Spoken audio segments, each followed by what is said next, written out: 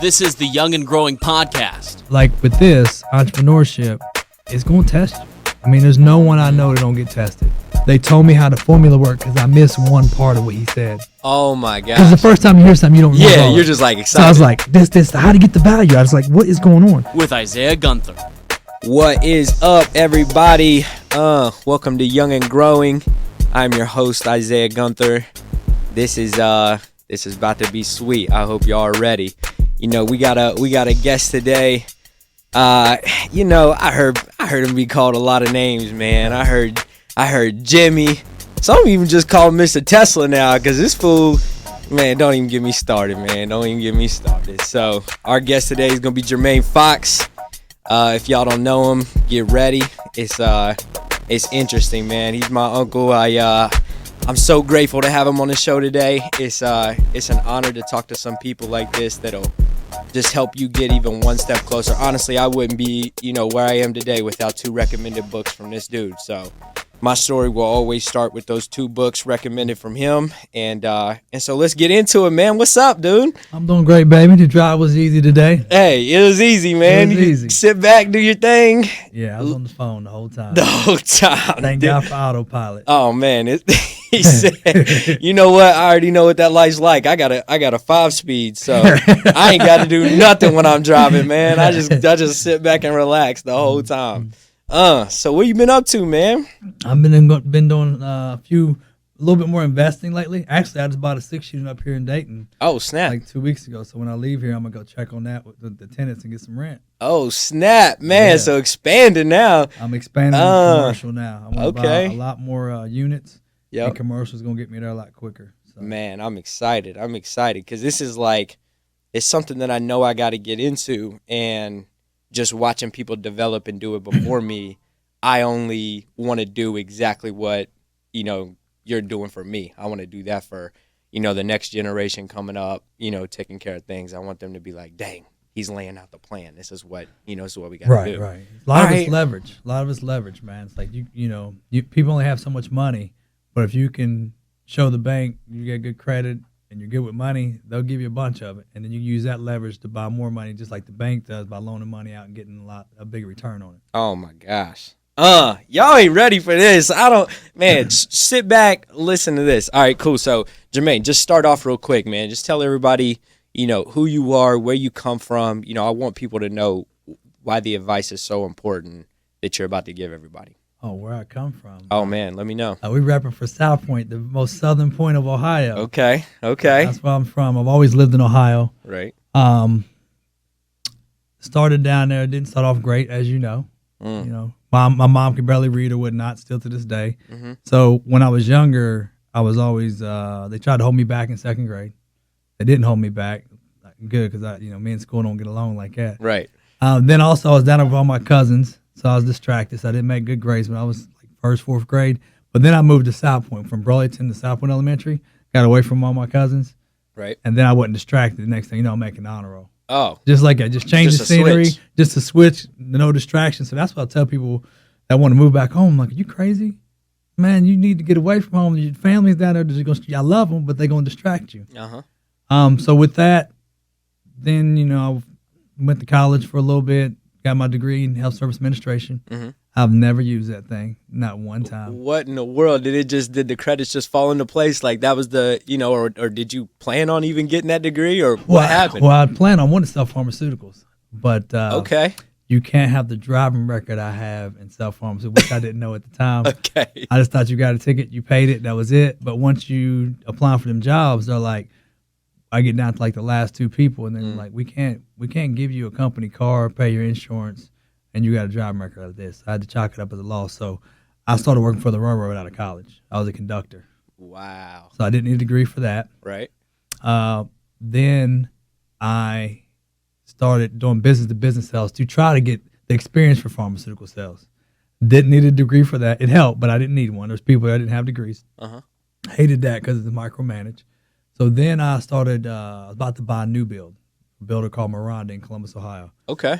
And I was telling the lady that I didn't really like what I was doing. She's like, well, I can get you a job here. So then I got on at where I was building a house, but I had to keep my last job because when you buy a house, they don't like jobs that are commission only. Mm-hmm. you gotta have 2 years of income or 2 years to show you have income. So they was like, keep your job or you're not gonna get the house. Oh.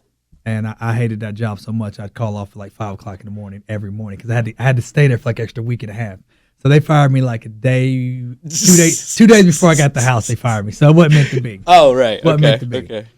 So did new home sales, made half the money I made at that job, eating ramen noodles, but I love the freedom, man. Like just knowing that I only had to go on, had a team meeting once a week for an hour, and other than that, it was just on me. I was like, I gotta figure this out. And I always kind of liked real estate. I took the classes my freshman year, 13 week on the weekends, 13 straight weeks, got all the classes out the way, planned on taking my test. Once again, my driving got involved, and I lost my license for 2 years. Don't drink, don't smoke, but when you can't afford insurance, they take your license.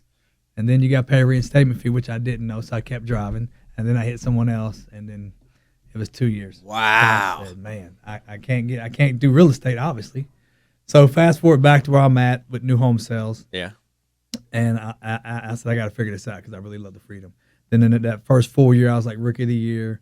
Then the next year, I was like top salesperson in units. And then I was there for like 3.5 years. And then then they fired me too. Oh, snap. Hold on. We get, so let's rewind for a second. So after everything we've been through, right, then we eventually get to a point where we're like, okay, I think I found where I need to be. Right. This is the spot, right? Like I'm winning rookie of the year. Then I'm tearing it up first place the next year, right. And then next year. So you're like, okay, this is definitely where I need to be. I just got to stick around and start grinding. And then you got fired. Right. Is that a story? Is that a story that you're willing to share? Because I want to hear this. Because once you find, because that's the worst thing in the world is to find that grind and know that you're really good at it and you're in your comfort zone and boom, you're right back out of it. Like because that's going to play a big part in how you got that grind back. What did you do next? Yeah. So let's dive into that for a minute. So I had because you can kind of project your year because the new builds are 6 months out. Okay. So I had like 40-50 grand in commissions lined up for the year because I got all these bonuses. So I was finally going to hit 6 figures. I was licking my chops. Oh. So it was like end of January. I think I just got married on the 22nd of January. So they fired me on February 1st or 2nd. She's pregnant, so she ain't working. I'm about to have my son in June. So she ain't working, and I get fired, so I ain't working, and we got a kid on the way. And we just bought a brand new house. Oh, you can't be in... Oh yeah, I'm like, is this real right now? But I've always been resilient, I guess you would say. Yeah, I know everything's temporary, right? So I don't really get down on myself. I mean, I didn't want to get fired, but I wasn't going back for my job. Right. I was like, can you just wait till the end of the month because I think I was going to make like 14 grand. I never made 14 grand. Yeah, and because you had to be there to get paid on the new build. He's like, nope, you'll bounce back on your feet. Oh my gosh. I was like, whatever. So I signed up for real estate classes that week. Got my license. 2011 in April. Yeah. But I just had a new baby. So I was home every day, all day, except for an hour 3 times a week to go to the gym. So the first 8 months that year, I didn't really do much. I think I sold like 3 houses, two or 3 houses. Right. Maybe. So what was you feeling like then? Like, I know when you look back at it now, you're like, man, I just had to, persevere, like push through it. But like now, like take yourself back for a second. What was that feeling like? Like, I was like, this has to work. Like, because I couldn't see myself doing anything else. Because like I said, the job before that I made before I did new home sales, I made 42 grand. And I didn't sell a house for 7 months or maybe it was 8 months. So your commission only for $3,000 a month when I was at new home sales job for 6 months. I didn't sell nothing. So I actually told my sales manager, I said, listen, man, I appreciate you. I guess I'll turn in my keys and stuff and quit, at the end of this month. And he was like, quit? No, I don't want you to quit, man. You got this. Hang in there. And I was like, damn, for real? Ooh. Man, I ain't sold nothing. Ooh. I was like, maybe this ain't for me. He's like, nah, you got this. So he amped me up. But they just wanted bodies in the model just in case someone walked in there. But either way, it got me to stay. Dang. And then I finally figured it out. So they didn't even mean to flip that switch. And that was just enough to get you to like, okay, this is going to work out. I'm going to do this. So with the new home sales or whatnot. Yep. So like I said, I got my license. So let me go through the first full year. Because I'm getting unemployment like $300 a week, which ain't nothing when you got a brand new big old house, car payment, and baby. No, yeah. Yeah, nothing. Luckily, I had a little bit of money, not much. Mm-hmm. So the first January, nothing. February, nothing. March, I had 3 closings the last day of the month, and I made 10 grand. I never made 10 grand before. I was like, man, this could work. Okay. So then April, nothing. Oh. Then May, $1,500.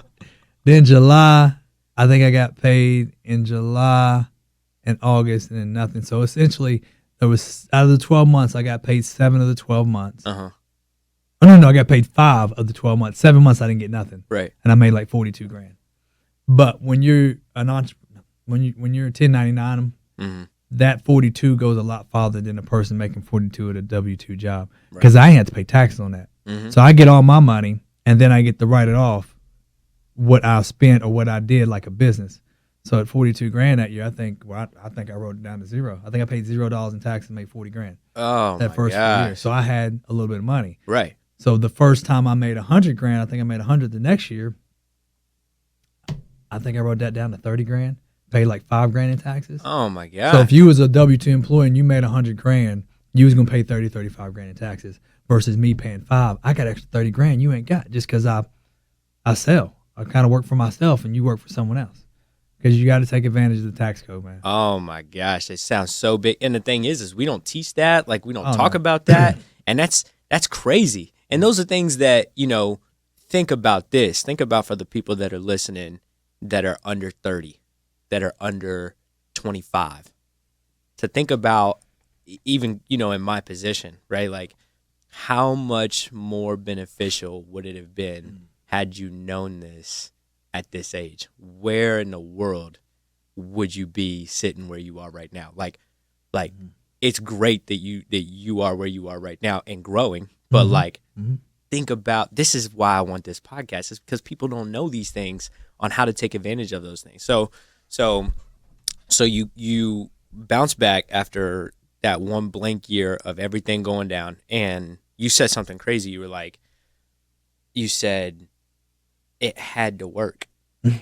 And I find myself in that same situation a lot. And when you said that, I was like, man, because, in any bad situation, it's all about that mental toughness, right? Like, if you sit around and think it won't work, it won't work. And once I started thinking, no matter what, this has to work, and not making a plan B. Yeah, no plan B. Like, that's when I really started seeing results, and that's whenever it became true, what I think is speaking things into existence. You said something, it had to work. If you don't think it will, it won't. One of my favorite quotes is that, well, you think you can or think you can't, you're right either way. Henry Ford. Mm-hmm. I mean, right it's either way. You're right either way. And so, like, it's so imperative to keep that attitude and keep that mindset. So you've been successful. How long have you been doing it, real estate, since that 100? Since you hit that first 6 figures? I mean, because I know you did 3 years selling homes. I think I hit it in 2013. Yeah. I think it was 13, because 2011, that wasn't even a real year to me. Right. But the first 4 year was 12, Mm-hmm. and then I think, so it had to be 13. So talk about, right, so once you started hitting that rookie of the year, doing all these things, right, you found that passion. You knew that you was going to be able to do this thing. There's obviously, even still in the game, there's still rough months because you want to be in certain places. Am I right? So what's something that you're taking with you every day when you're out there, every day that you wake up? What's became a part of your life that keeps that grind and that hustle, like, hungry? Hungry? Well, I remember reading it says, some people's biggest downfall is success. They get comfortable. They get lazy. So I never want to be that guy that did good and then backtracked. And actually, that happened. Like, in 13, I hit 6 figures. In 14, I went down 15 grand. Because I had seen some guy making really good money. He was taking like 7 trips a year. I was like, I want that lifestyle. For sure. So as soon as I hit 6 figures, I got money. I remember, here's the thing. Once I hit 6 figures in August that year. Mm-hmm. And then I made like 5 more grand the next 4 months. So Uh, I was like, oh God, I don't like this. right. But then the next year, like I said, I took a bunch of trips. And I made less money because then you figure out real quick, when you're self-employed, when you're not there, you don't make money. At all. At all. So, and of course, when you go on vacation, everybody wants to see a house or buy a house when you're gone. So I had to figure out systems and stuff to get it to where I could leverage my time. What kind of systems were you putting in place that helped that? Because time management is almost like if you have 5 keys to success, time management is one of those 5 keys. If you don't have time management and you're not treating all 168 hours a week like a schedule for life, making time for everything, like you'll waste time. You'll waste time. So talk about that. What did you put in place to help with time management? Well, one thing with me, I've always been a late nighter. I've always been able to operate. 'Cause my mind don't shut down. Okay. I'm up till 3 every night, just about. Okay. So it's like the compound effect. Every day you do a little something, little something, little something, little something more than the next person. So I only sleep 4.5 hours a night. So that's the extra 3.5 hours I have than the average person. That's 24 hours a week. That's a day. So you do that over the course of a year. I got 52 extra days that you're sleeping that I have to do whatever I want. Whoa, repeat that. Say it again. Yeah. Say it again. I like math. But Say it again. I sleep 4.5 hours. That's just what my body's used to. So every day it's 3.5 hours. You times that by 7, that's 24 hours a week. That's 1 day a week I have extra to do whatever I want. So the course of the compound effect over the year, that's 52 extra days I have. So when you see me going on vacation every week, I got 52 extra days. You know what I'm saying? So I'm grinding when I'm up. I get as much in as I can. And then when I'm gone, I'm still, you can call, I talk a lot on the phone, so I can still do stuff when I'm on vacation. But every month now, I generally take a trip. And people are like, how does he make money? Because I still have way more hours working than you do. I mean, there's nothing that's just pure. And that ain't, there. People want a secret button, right? Or a secret, look, give me this pill and it'll make all my hardship go. But people don't realize everybody's got the same 168 hours. Yeah. Everybody. So to think about the difference in highly successful people in the world, not just money, highly successful leaders in this world. What do they all have in common? Time management. They all use as much hours as possible. Because when you sleep, I mean, you sleep, right? Yeah. Like when you're done, you're done. But when you're up, like you only have so much time to accomplish this thing. Yeah. And I think that's what I've really. First of all, I'm not until I'm 30. I don't feel like I'm not going to master this thing. Like I've got years and years to master it. But I'm telling you, that's where I feel like I'm ahead of the game right now. Is I'm able to do a little bit more than the average person. And it's not because I'm doing anything different. I'm just using my time wisely, right? I'm using every little bit of time that I have. I'm breaking away from work right now. I'm putting it in my schedule. I'm making my meals. Like not only is it saving me money, it's getting me smarter. And I think time management is just imperative to be successful. When you really want something, you'll put forth the effort. When you're passionate about it. Passionate. Like me, I'm grateful every day. That's the key to happiness to me, just being grateful. So, like, I knew you wanted to do the podcast today. I'm an hour and a half away. You are. So, I fell asleep with my son, went to bed at like 10:30, but I only sleep 4 hours. So I got up at 2:30. I've been up since 2:30. And you've just been up? I've been up. I started sending emails, started running comps, because when I leave here later today, I go back to Columbus, do a listening point for someone on my team, charged my car, got my son ready, took him to school, come right here, going to go look at my properties, get some rent, and then, like I said, after I get rent, go back in Columbus 3 o'clock, do a listening appointment, then meet somebody at 5. Then I meet someone else at 7. And how long has your life been like that? I've always just, even before I got into business, I was always active and just doing stuff. It was just, it wasn't stuff that was really productive. It was just stuff I wanted to do that I liked. Yeah. And I said, if I can take that same passion and find something that I can make money in, I'm going to be golden. So until I found real estate, and that's when I found I was passionate about it, and I felt like I was truly helping people, it don't feel like work. People ask me all the time, how many hours you work a week? I have no clue. I just like what I'm doing. I just do stuff. Like I said, I know it's the one thing. So I always tell people, if you want to make money, you got to be an expert at something. You got to put in the work. If you want to be a good basketball player, whatever. Don't try to do 18 different things at first. Stick with one thing, get really good at it, and then that will take care of everything else. So now real estate, I got systems in place. I do client parties every month. So I see everybody. It's better marketing. Because real estate is marketing. People think it's sales, it's marketing. It's marketing, customer service. You can do those two things well, you'll sell a lot of houses. Wow. Yep, definitely sell a lot of houses. That just those two simple things. Those two things. People, I can sell ice to the Eskimo. Bet you can. But if you ain't got no Eskimos, you know what I'm saying? And people think I got my license, they're going to buy from me. Yep. They're still going, if you got your license tomorrow, they're going to look at you. That's Isaiah Gunther. He's over at Anytime Fitness. Mm-hmm. It's going to take a while for them to get used to seeing looking at me as the real estate, right. the real estate guy. Because here's another thing with real estate and anything else you do. Longevity is credibility. So in the beginning, no one sees you like that. But Hold on. Go deeper into that. Go deeper into longevity is credibility. Longevity is credibility. So at first, you're like, why don't people follow me? There's this great thing I'm doing. They want to see if it works for you first. Like, you have to go through the ups and the downs and the rejections, and then once they see you getting a little success, now like, oh my God, this really does work.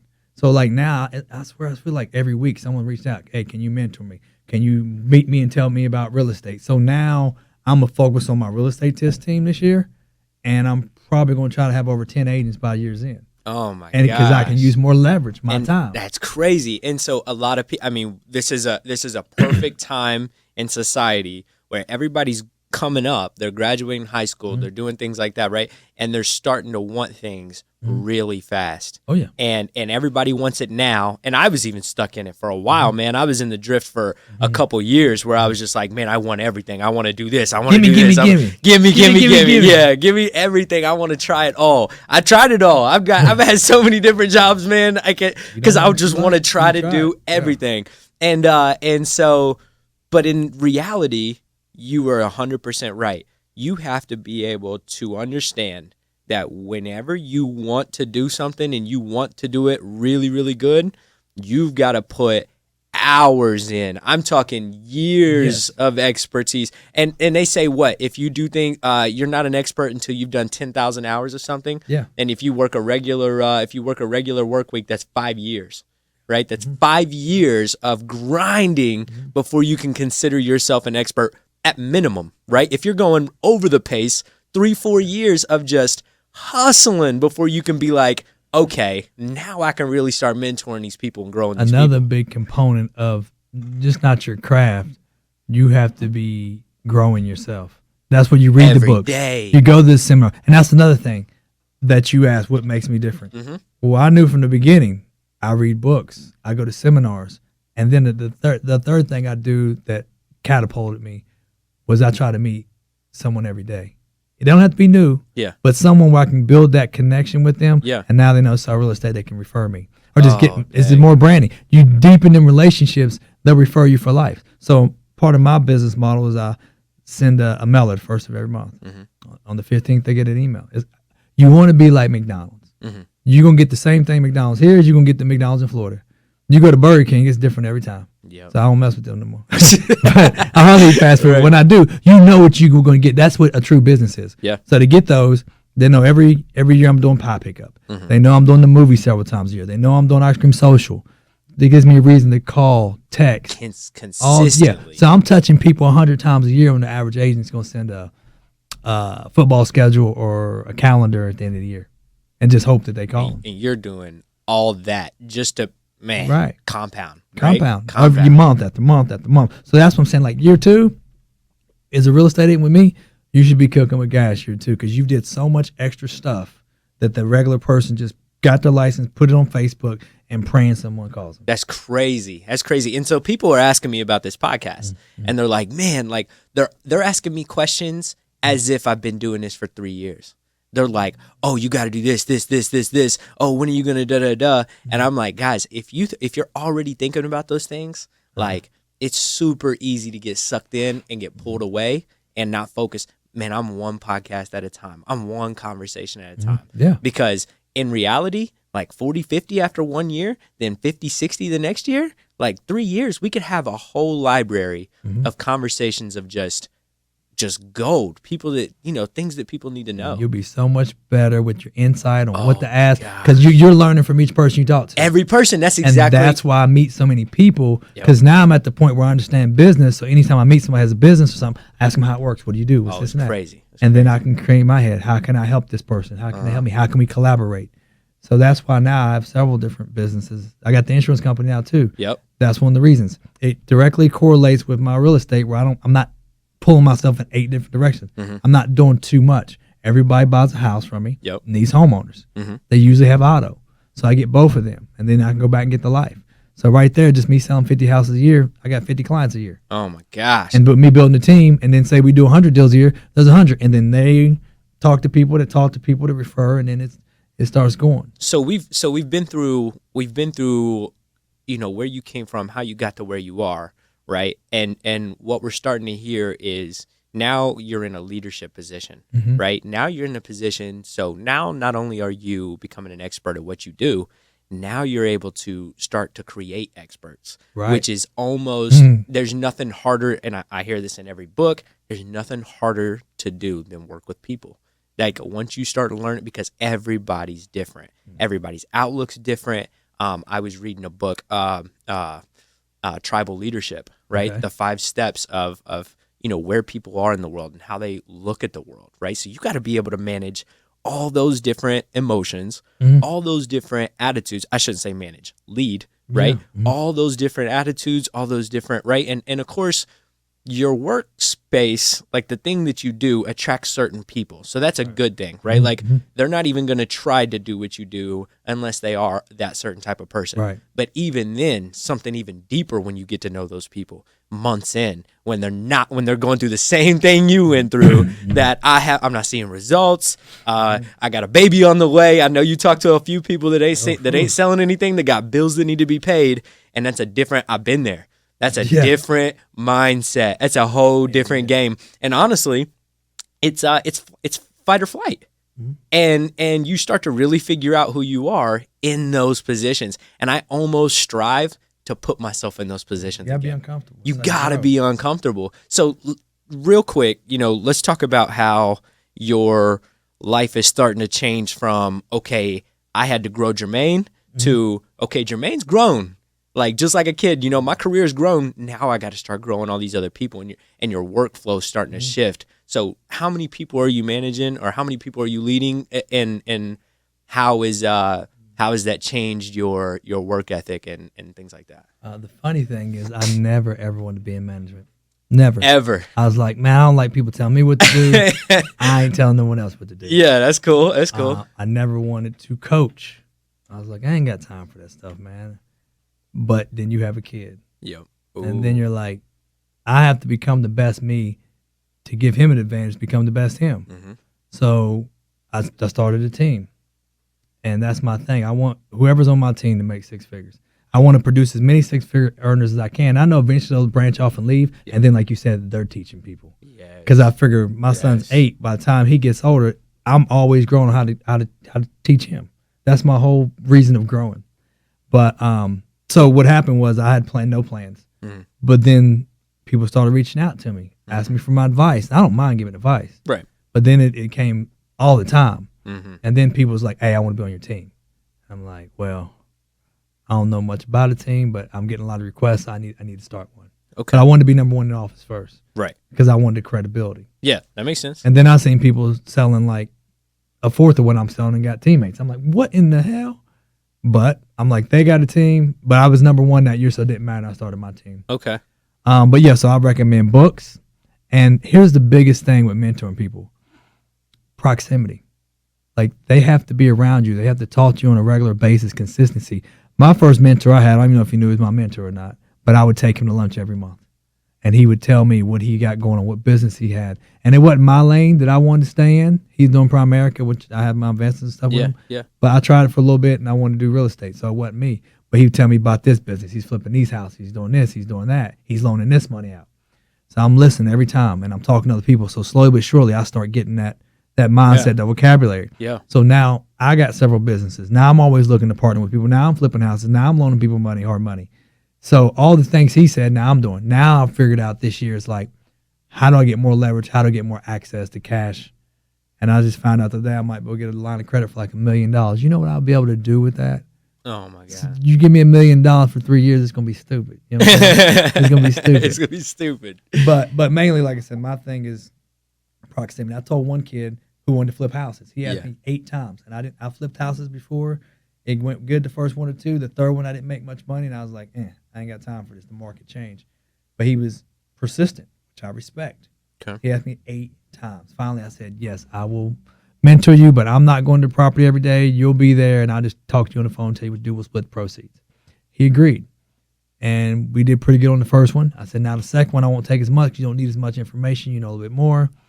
And then he kept asking me questions like, what can I do to make more money? What can I do? What can I do? So we put together a plan, and now he's executing it. Now, I can tell people a lot of things, but only the highly motivated is going to go out and execute it. Oh my gosh, I remember you told me to read 2 books. You said Think and Grow Rich by Napoleon Hill and Rich Dad Poor Dad by Robert Kiyosaki.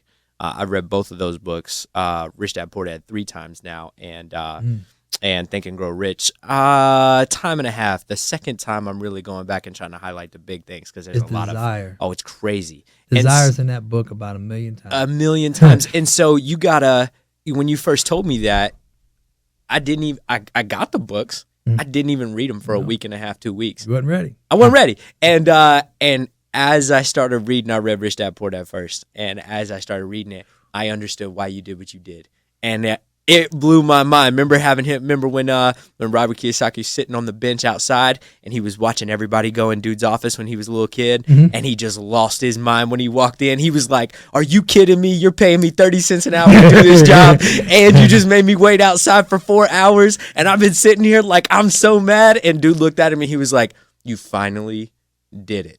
Like you reached that, and I'll carry that with me forever." And so it's so crazy to just see how those little things that you even gave me, it's still affecting me to this day. Yep, profits are better than wages. And so you said proximity. I wanted to reach back. So when you say proximity, you're talking about, right, people have got to be, because I always say this. My Uncle Junior said he sent me a text the other night, and I was asleep.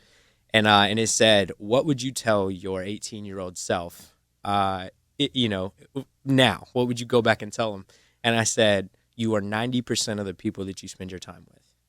And so whenever you said proximity, that's what popped in my head was, if you want to be somewhere, you have got to be in the area. I don't care if you're a janitor at a radio station. If you want to be a part of a radio station, you just got to be in the area to talk of to the those people doing it. Surround at a high yourself level. with You want to surround yourself with someone doing it at a high level. Because what most people do is they talk to their coworker who may be making $2 more than them. Oh, yeah. Or their uncle who has a nice house and a car, but he's paycheck to paycheck still. Yep. And when they come to them with a business idea, they're going to shoot it down because they've never done it. They don't want to see you fail, but you got to take risks. You got to take your L's.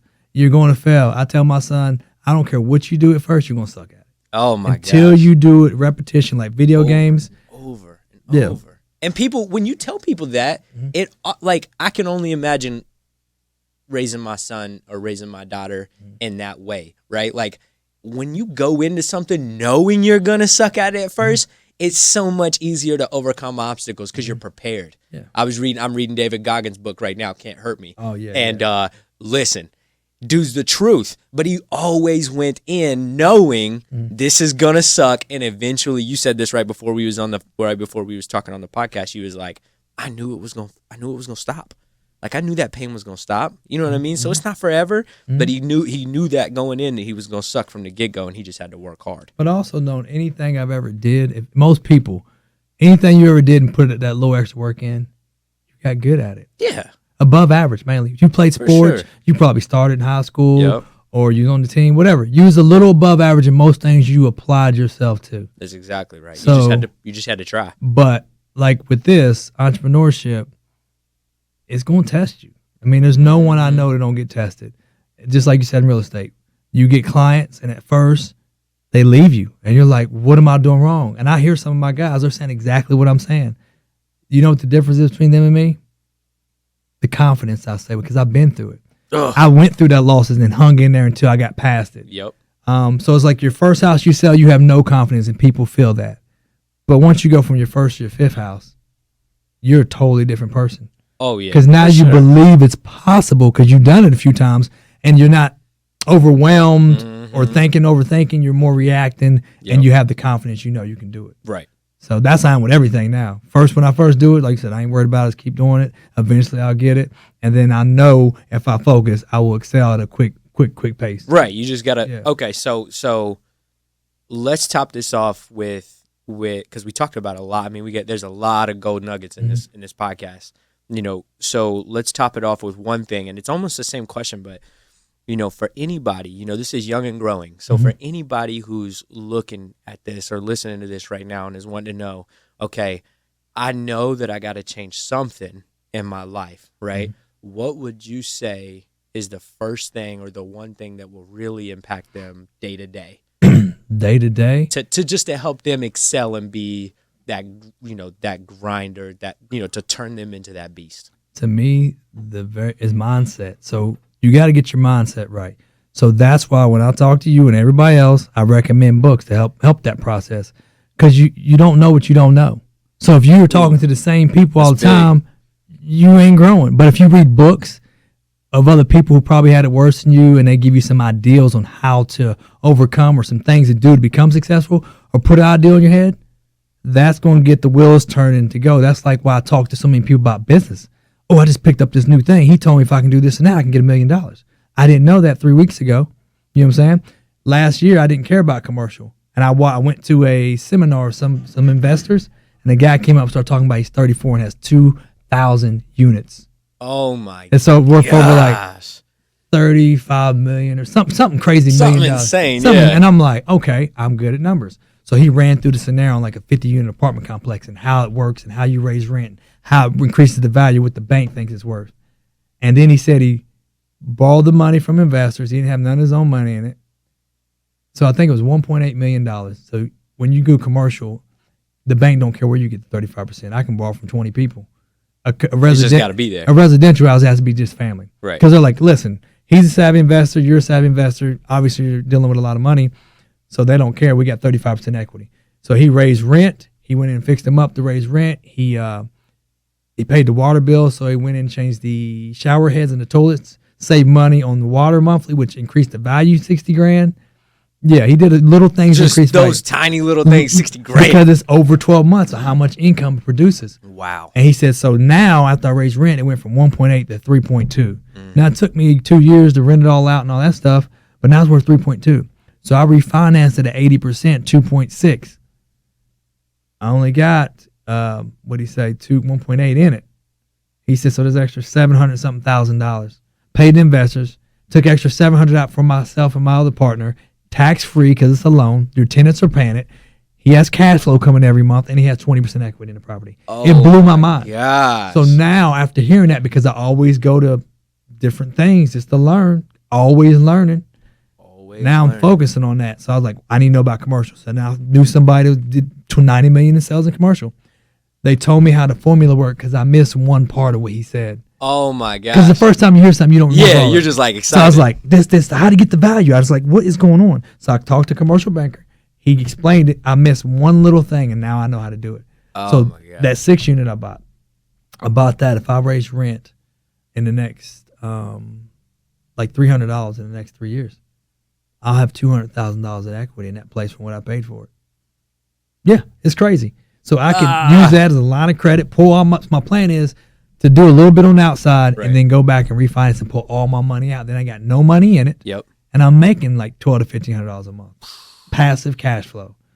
So I took some money that I saved, invested it, worked smarter, not harder, figured out some ways to invest, pull that out, and now I go buy something else. In return, right? Like always learning. Always be learning. Always learning. Like you got to always keep upgrading. Never get comfortable. Yeah. Start with books and then find you a mentor. And a lot of people, oh, they're super busy.